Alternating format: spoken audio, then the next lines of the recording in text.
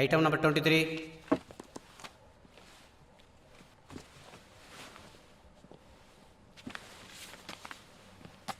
Yes, Mr. Basham, proceed. My lord, here is the petitioner Krishna. அவரை cross examination பண்ண உத்தரவு மாதிரி கேட்டுக்கிறேன். Proceed.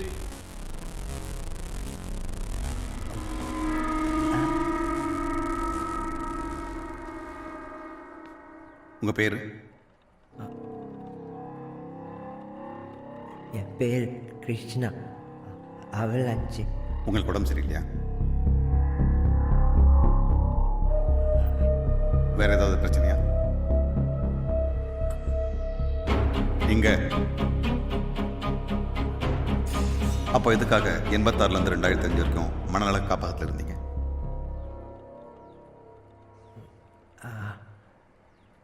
அம்மாவுக்கு உடம்பு சரியில்லை. அம்மா சார்.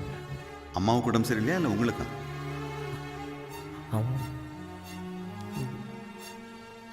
உங்க அப்பா?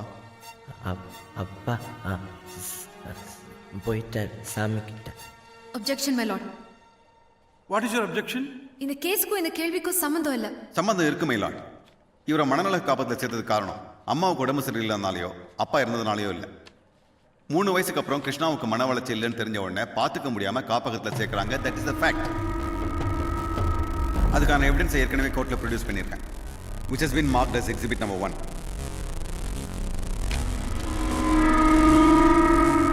Objection overruled. நிலா யார்? பொண்ணு.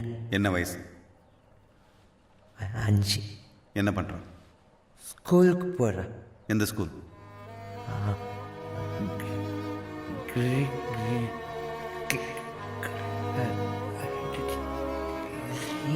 கிரீன் வேலி மெட்ரிகுலேஷன் ஸ்கூல். ஸ்கூல் பேரை சொல்றதுக்கு எப்படி திணறிய? நிலாவை எப்படி பார்த்துப்பேன்? நல்லா பார்த்துக்கோ. என்ன பார்த்துப்பேன்? நிலாவுக்கு 10 வயசு ஆகும். 15 வயசை தாண்டுவான். பெரிய மனுஷி ஆகும். To you know what is that mean? அப்போ நிலா உன்னை விட 10 வயசு அறிவுள்ள பெரியவளா இருக்கும். அப்போ என்ன பண்ணுவேன்? என்ன பண்ணுவேன்? நீ வந்து நீ வந்து நிலா நிலா எனக்கு மிலாட் இப்ப கிருஷ்ணாவோட மன வளர்ச்சி வயசு 6. That means mentally retarded. நிலாவுக்கு வயசு 5. அவன் 6 வயசு தாண்டும் போது அதே மனநிலையில் இருக்க கிருஷ்ணாவால எப்படி நிலாவை பார்த்துக்க முடியும்? அதாவது Objection, my lord. What is your objection? Learned Respondents Council கேள்வி கேட்கிறேன்ற பேர்ல என் பெட்டிஷனரை த்ரெட்டன் பண்றாரு. No, my lord, I'm not threatening. I'm just trying to prove petitioner's inability to bring up a child. Objection overruled. Nilavan நான் பார்த்துக்கோ. எனக்கு எப்படி நிலா வேணும். நிலா ஆசைப்பட்டதை உன்னால படிக்க வைக்க முடியுமா? அவளுக்கு ஒரு வாழ்க்கை அமைச்சு தர முடியுமா? அவ கனவு நனவாக்கி தர முடியுமா? புரியல இல்ல? நிலாவும் கூட இருந்து என்ன ஆக போறான்? டாக்டர். எப்படி டாக்டர் ஆக்குவேன்? அவ படிச்ச ஸ்கூல் பேரை கூட உன்னால நினைவில் வைக்க முடியல. அந்த ஸ்கூல்ல சேர்க்கறதுக்கு உனக்கு 4 பேரோட உதவி தேவைப்படுது. நிலாவுக்கு நீ என்ன எதிர்காலத்தை தரப்போற? நான் படிக்க வைப்பேன். எப்படி படிக்க? எனக்கு நிலா ஹோம்ஒர்க் வந்து ஹெல்ப் பண்ண முடியுமா? கணக்கில் சந்தேகம் கிட்ட தீர்த்து வைக்க முடியுமா? அறிவியலை பத்தி கெட்ட விளக்கம் தர முடியுமா? கிருஷ்ணா, கிருஷ்ணா இங்க பாரு. சரித்திரம் தெரியுமா உனக்கு? இங்க பாரு, இங்க பாரு. நாளைக்கு நிலா வளர்ந்து உன் நிலைக்கு வந்த பிறகு சமுதாயத்தில் சகஜமா பழகிற மாதிரி உன்னால சகஜமா பழக முடியுமா? உங்க கூட பானுமதி இருந்து கஷ்டப்பட்ட மாதிரி நிலாவும் கஷ்டப்படணுமா? டாக்டர் வேணும், ஒரு நர்ஸ். நிலாவை ஒரு நர்ஸ் ஆக்க முடியுமா உன்னால?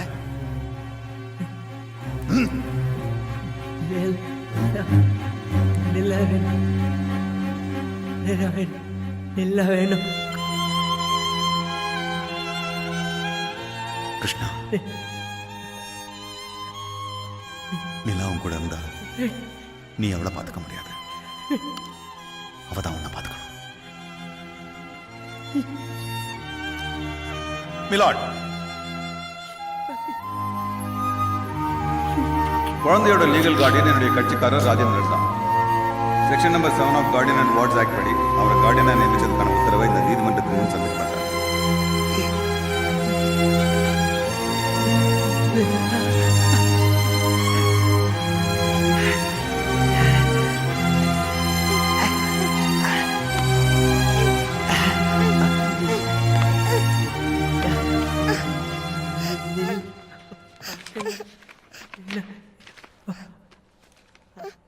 proceed.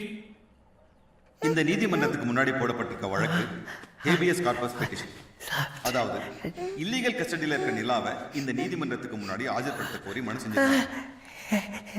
ஆனா நிலா இருக்கிறது அவங்க தாத்தா ரெஸ்பாண்டன்ட் ராஜேந்திரன் கூட. So where is the question of illegal custody, my lord? இந்த காரணத்துக்காக மட்டுமே இந்த மனு தள்ளுபடி செய்யப்படும்.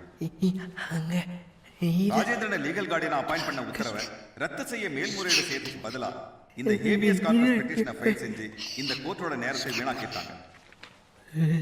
My lord, I am referring to the Supreme Court judgment in SCC criminal page 480. Mrinal Singh versus State of Punjab, wherein it had been held that the minor's welfare should be kept in mind before deciding about the custody of the child.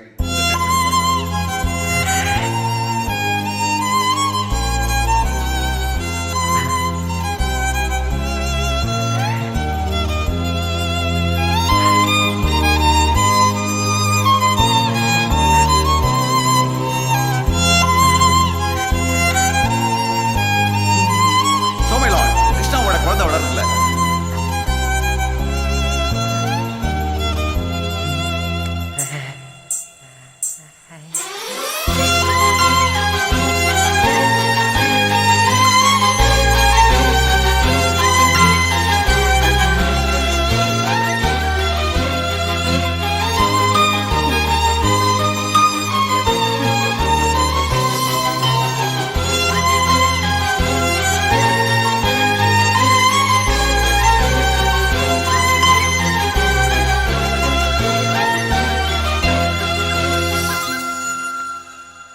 Milord,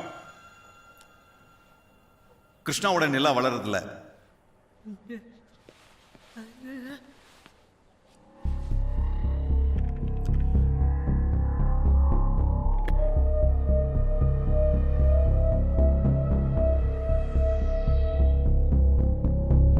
எனக்கு ஆட்சேபனை இல்லை.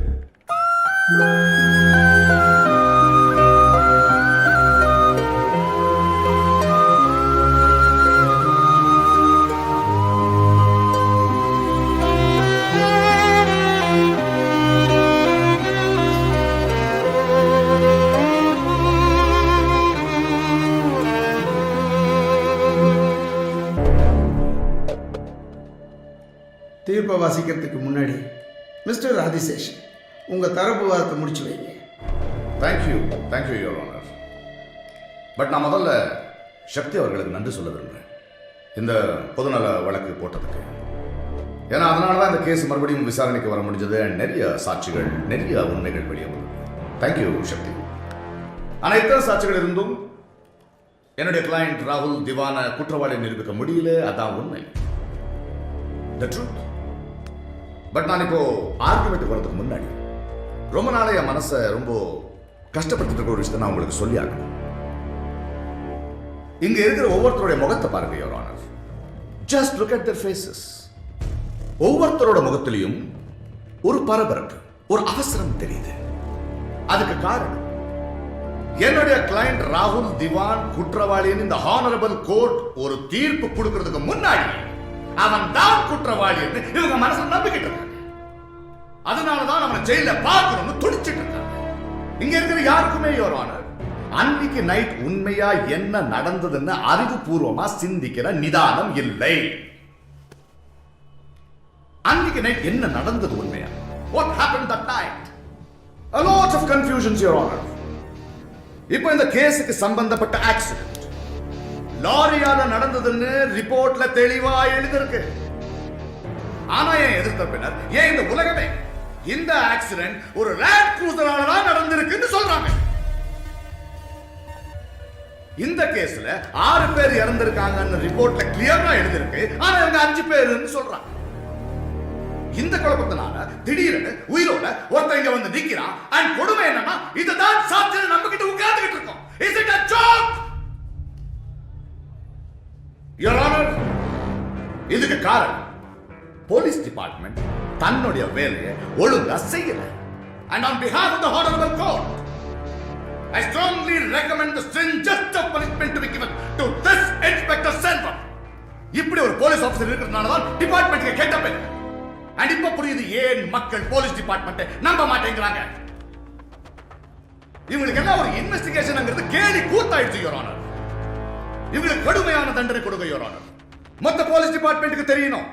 What is the shame they have brought onto the department because of their negligence?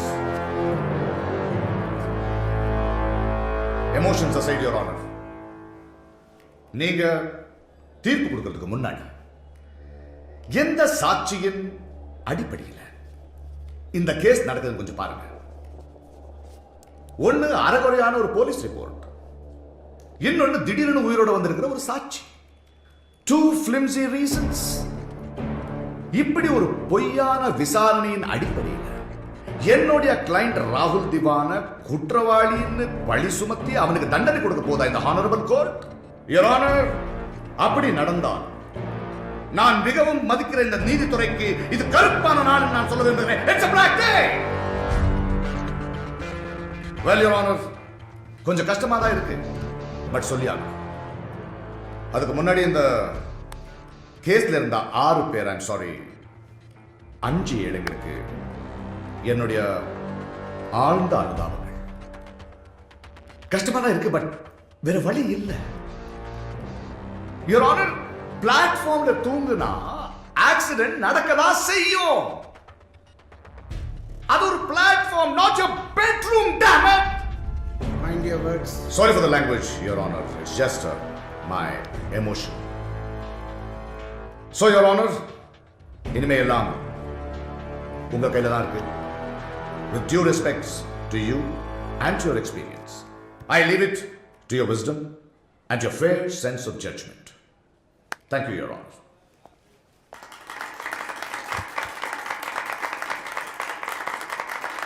Silence. Silence. Sakti, your submission?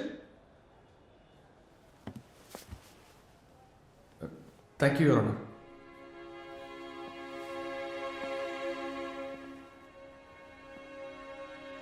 இன்னைக்கு தான் முதல் தடவை நம்ம Adiseshan sir சொன்னதை நானும் ஒத்துக்கிறேன். இந்த மாதிரி பிளாட்ஃபார்மில் படுத்து தூங்குனா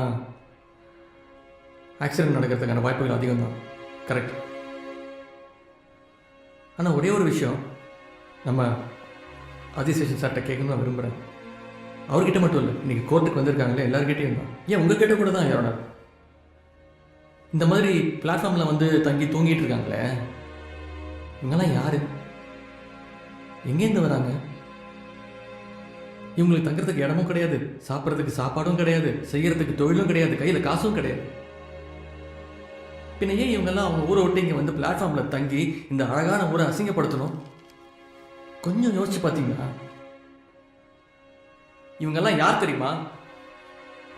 ஊரில் கடன் தொல்லை தாங்க முடியாமல் இங்கே ஓடி வந்த விவசாயிங்க, வீட்டில் இருக்கவங்களே அவங்கள துரத்தி விட்ட வயசானவங்க, யாருமே இல்லாத அனாதைங்க. யாரும் இங்க வந்து சந்தோஷமா வந்து தங்கணும்னு தங்கல. யாரோட இவங்களுக்கு தங்கறதுக்கு இடம் கிடைக்கலனாலும் பரவாயில்ல, சாப்பிட்றதுக்கு சாப்பாடு கிடைக்கலனாலும் பரவாயில்ல, ஆனா ஒன்னே ஒன்று கண்டிப்பா அவங்களுக்கு கிடைச்சாகணும். அதுதான் அவங்களுக்கான நீதி. இந்த உரிமையை ஆதிசேஷன் சாரோ இல்லை நீங்களோ இந்த கோர்ட்டோ பறிக்க முடியாது. ஏன்னா இந்த உரிமையை அவங்களுக்கு கொடுத்திருக்கிறது இந்திய அரசியல் அமைப்பு, கான்ஸ்டிடியூஷன் ஆஃப் இந்தியா.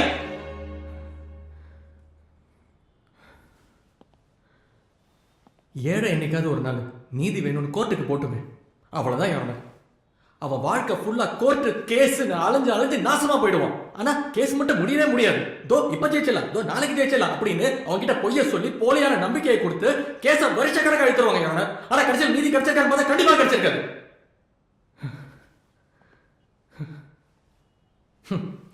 ஆனா பண திமிர்லையும் குடி போதையிலையும் 120 கிலோமீட்டர் ஸ்பீட்ல வண்டியை ஓட்டி 5 பேரை கொண்ட இந்த அப்பாவி ராகுல் திவான், அப்பாவி எப்படி நல்லவ மாதிரி நிக்கிறான் பாருங்க. அவனர் இத போய் நம்ம Adiseshan sir it is a ஜோக்னு சொல்றாரு. இப்ப நான் சொல்லட்டுமா எது பெரிய ஜோக்னு? இந்த கேஸ் 8 மாசமா நடந்துகிட்டு இருக்கு. அதுக்குள்ள ஆதிசேஷன் சார் இடிச்சது கார் இல்ல லாரின்னு ப்ரூவ் பண்ணிட்டாரு. இன்னும் 6 மாசம் போச்சுன்னா இடிச்சது லாரி இல்ல ட்ரெயின்னு சொல்லுவாரு. இந்த கேஸ் இப்படியே போச்சுன்னா உட்கார்ந்து கமலஹாசன் கிடையாது கமலஹாசன் சொல்லுவாரு. இது எல்லாத்துக்கும் சரியான சாட்சியம் இல்லைன்னு வேற வழியே எல்லாம் நீங்களும் ஒத்துப்பீங்க. இதுதான் அவர் இருக்கிறதுல மிகப்பெரிய ஜோக். ஆதிசேஷன் சார் என்ன சொன்னீங்க? பிளாட்ஃபார்ம் தூங்குறதுக்கான இடம் இல்லையா? ஏன் சார் பிளாட்ஃபார்ம்ல கார் மட்டும் ஓட்டலாமா? எனக்கு ரூல்ஸ் சொல்லித்தரோம். யாரோட உங்க பின்னாடி வாய்மையை வெல்லும் போர்டு மாட்டிருக்கீங்களே, அதை தூக்கி எரிஞ்சிட்டு இங்க நீதி விற்கப்படும்ன்ற போர்டை மாட்டுங்க. சக்தி, மன்னிச்சிருங்க யாரோட. காசு இருந்தா எவ்வளவு பெரிய தப்பையும் பண்ணிட்டு நீதியை ஈஸியா விலைக்கு வாங்கலாம்ன்ற நம்பிக்கை மக்கள் மனசு ஆழ போயிடுச்சு. கோவம் மட்டும் பிரயோஜனம் இல்ல, மக்கள் நினைக்கிற தப்பு நிறுவீங்க. தோ இங்க நிக்கிறானே ராகுல் தேவான், இவனை தூக்கி ஜெயில போடுங்க. இவன் பண்ணது வெறும் விபத்து மட்டும் இல்ல, ஆறாவது ஒரு கொலையும் பண்ண ட்ரை பண்ணிருக்காங்க. அதுக்கும் சேர்த்து தண்டனை கொடுங்க. அப்பதான் மக்கள் மத்தியில நீதிமன்றத்துல வாய்மை தான் அவர்களோட நம்பிக்கை வரும்.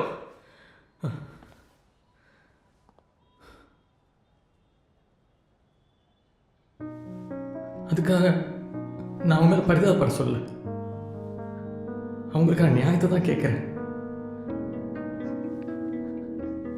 பாவம் அவங்களும் நம்மள மாதிரி மனுஷங்க தானே யாரோட.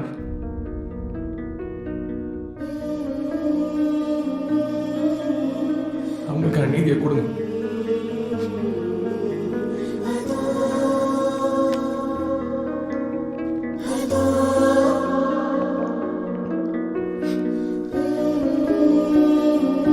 இதுக்கு மேல சொல்றதுக்கு ஒண்ணும் இல்லை.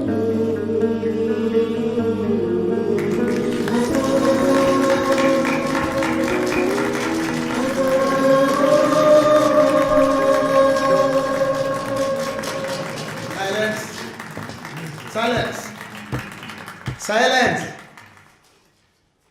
அப்பா, சூப்பர் ஸ்பீச் இல்லை ஆதிசேஷன்? என்ன சொல்றீங்க? சக்தி நல்லா பேசினார்ல. இந்த கேஸில் 2 முக்கியமான விஷயம் இருக்கு. முதல்ல, போலீஸ் இந்த கேஸை நேர்மையாக விசாரிக்கல. தமிழக காவல்துறைக்கு இன்ஸ்பெக்டர் செல்வத்தை சஸ்பெண்ட் செஞ்சு என்கொயரி பண்ணும்படி ஆர்டர் போடுறேன். 2வது விஷயம் என்னன்னா, இந்த கேஸில் இருக்கிற முக்கியமான சாட்சி எல்லாத்தையும் மாற்றிருக்காங்க. மிஸ்டர் ஆதிசேஷன், நீங்கள் இதை ஒத்துக்கிட்டு தான் ஆரம்பிக்கணும். No sir. பையன் தப்பு பண்ணலன்னா எதுக்கு இவ்வளோ கஷ்டப்பட்டு சாட்சிங்களெல்லாம் மாற்றணும்? என்ன சொல்கிறீங்க? கோர்ட்டில் இங்கே உட்காந்துட்டு இருக்கும் மட்டும் இல்லை, எல்லாருக்கும் தெரியும் இந்த ஆக்சிடெண்ட்டை யார் பண்ணதுன்னு. ஆனால் நான் ஒரு ஜட்ஜ், மற்றவங்க நினைக்கிறத வச்சு நான் தீர்ப்பு சொல்ல முடியாது. நான் சரியான தீர்ப்பு கொடுக்கணும்னா அதுக்கு ஒரு ஆதாரம் தேவை. ஆனால் ஆதாரம் கேஸ் வந்து முதல் நாளே தெரியும் யார் குற்றவாளின்னு. சரி, அவனுக்கு தண்டனை கொடுக்கறதுக்கு யாராவது என்கிட்ட ஆதாரம் கொடுப்பாங்களான்னு வெயிட் பண்ணிக்கிட்டே இருப்பேன். ஆதாரம் அப்போ வரும், ஆதாரம் இப்போ வரும். ஆனால் ஆதாரம் ஒன்று கூட இருக்காது. குப்பையாக ஃபைல் தான் சேரும். அதில் ஒரு பேப்பராவது நான் திருப்தியா ஆமாண்டா இதுதானே உண்மையான எவிடன்ஸ்னு அப்படி நான் சொல்கிற மாதிரி எதுவுமே இருக்காது. சாட்சி கோர்ட்டுக்கே வராது. வந்தாலும் தப்பு பண்ணணும் பார்த்து இவன் இல்லைன்னு சொல்லிடும்.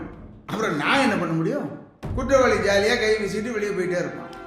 இது வரைக்கும் இதான் நடந்திருக்கு.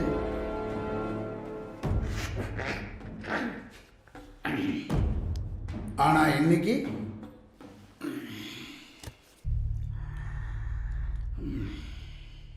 அப்படி நடக்காது. PIL number 48693. The trial, State versus Rahul Diwan. This court finds Rahul Diwan guilty and sentences him under section 304A and 307 of Indian Penal Code. 7 years for hit and run, 7 years for attempt of murder, total 14 years.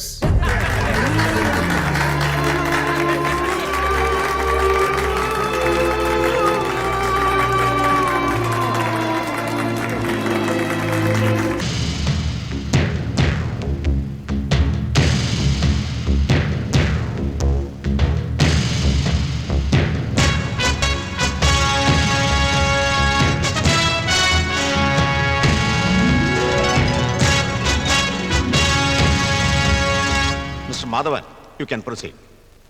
Your Honor, தாம்பத்திய சுகம் கிடைக்கலங்கிறதுக்காக இவங்க விவாகரத்து கேட்டிருக்காங்க. என்ன sir பெரிய தாம்பத்திய சுகம்? ஆசை 60 நாள், மோகம் 30 நாள்னு ஒரு பழமொழியே இருக்கே. தாம்பத்திய சுகம் தான் பெருசுன்னு நினைச்சா 90 நாளைக்கு அப்புறம் கல்யாணம் ஆன அத்தனை பேரும் விவாகரத்து பண்ணிக்க வேண்டியதானே? 60 வயசுக்கு அப்புறம் உடம்பு மனசு ரெண்டுமே இல்லற சுகத்தை தேடாது. ஆனா 60 வயசுல 60ஆம் கல்யாணமும் 80 வயசுல சதாபிஷேகம் கொண்டாடுறது ஏன்? பொண்டாட்டிங்கிறவ காட்டுற அன்புக்காகவும் பாசத்துக்காகவும் மட்டும்தான். கல்யாணம் ஆன அடுத்த நாளே தாய் மண்ணை காப்பாத்துறதுக்காக எல்லைக்கு போறானே ராணுவ வீரன். அவங்க பொண்டாட்டிங்க எல்லாம் தாம்பத்திய சுகம் கிடைக்கலங்கிறதுக்காக விவாகரத்து கேட்டாங்கன்னா நம்ம நாட்டோட நிலைமை என்ன ஆகும்? அன்னை கஸ்தூரிபாய் காந்தி தாம்பத்திய சுகத்தை பெருசா நினைச்சிருந்தா, யுவர் ஆனர், உங்க சீட்ல ஒரு வெள்ளைக்காரன் தான் ஜட்ஜா உட்கார்ந்திருப்பான், உங்க பின்னாடி இருக்கிற மகாத்மா போட்டோ இருந்திருக்காது. கல்யாணத்தன்னைக்கு 3 முடிச்சு போட்டு ஒரு பொண்ணை பொண்டாட்டி ஆக்குறோம். ஏன் தெரியுமா? வாழ்க்கைங்கிறது முடிச்சு சிக்கலும் நிறைஞ்சதுன்னு அவ தெரிஞ்சுக்கத்தான். நேத்து வந்த பொண்டாட்டி சொன்னாங்கிறதுக்காக பெத்த தாய் தகப்பன நடு ரோட்ல விட்டுட்டு தனி கொடுத்தல போகாம அதே சமயத்துல பொண்டாட்டி மேலையும் பாசம் வச்சு எங்களை பிரிச்சிடாதீங்க அழுகுறானே, இவன் தான் சார் உண்மையான ஆம்பளை. அம்மா சுமதி, இப்படிப்பட்ட புருஷன் கிடைச்சதுக்கு சந்தோஷப்படுமா? இங்க பாருங்க சுமதி, எல்லாம் சேர்ந்ததுதான் வாழ்க்கை, எல்லாருக்காக வாழ்றதுதான் வாழ்க்கை. அதை விட்டுட்டு தான் தனக்குன்னு வாழ்ந்தா அதுல எந்த சந்தோஷமும் கிடைக்காது. எதிர்தரப்பு வக்கீல் எந்த சொந்த பந்தமும் இல்லாத ஒரு தனி மரம். ஆகையால் அவருக்கு இதை பத்தி தெரிஞ்சிக்கக்கூடிய வாய்ப்பு இல்லை யுவர் ஆனர். மதிப்புக்குரிய புதிய எதிர்க்கட்சி வக்கீல் மாதவன் இருக்காரு, அவர் தனிமரம் அல்ல, பெரிய தோப்பு. வீட்டுல எக்கச்சக்கமான உறவுக்காரங்க இருக்காங்க. அந்த உறவுக்காரங்களால இவருடைய தாம்பத்திய வாழ்க்கையில ஏதாவது சிக்கல் ஏற்பட்டா அப்பவும் இப்படித்தான் பேசுவாரா? எங்களுக்குள்ள எந்த தாம்பத்தியம் நடக்கல சார், அதனாலதான் சார் பேசுறேன்.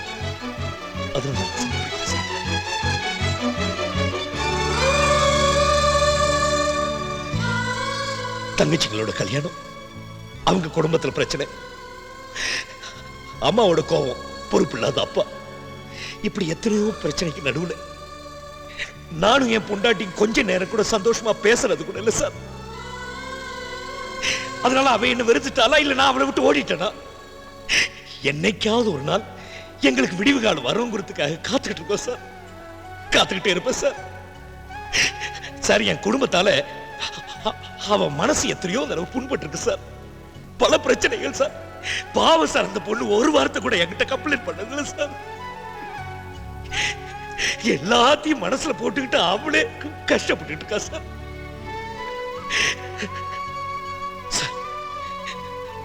அபிராமி எனக்கு பொண்டாட்டியா கிடைச்சது நான் போன ஜென்மத்தில் என்ன புண்ணியம் பண்ணது எனக்கு தெரியல சார். அவ இல்லாம என்னால வாழவே முடியாது சார். இந்த 2 பேரையும் நீங்க பிரிச்சிடாதீங்க பிளீஸ், பிரிச்சிடாதீங்க சார்.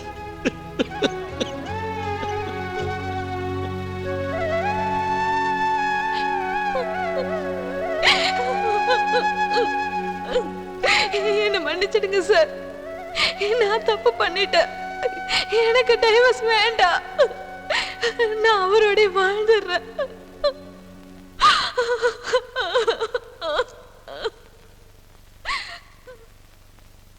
இந்த வழக்கை நான் தள்ளுபடி செய்கிறேன்.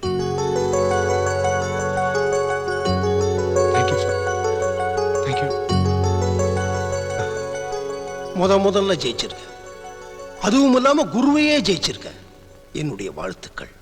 ஆனா நீ சொன்னியே அதுல ஒரு பாயிண்ட் தப்பு. என்ன தனிமுறம் சொன்ன. Sorry sir. பரவாயில்ல, நான் தனிமுறம் இல்ல, எனக்கு ஒரு மக இருக்கா அபிராமி. ஒரு தகப்பனா இருந்து செய்ய வேண்டிய கடமையை செய்கிறேன்.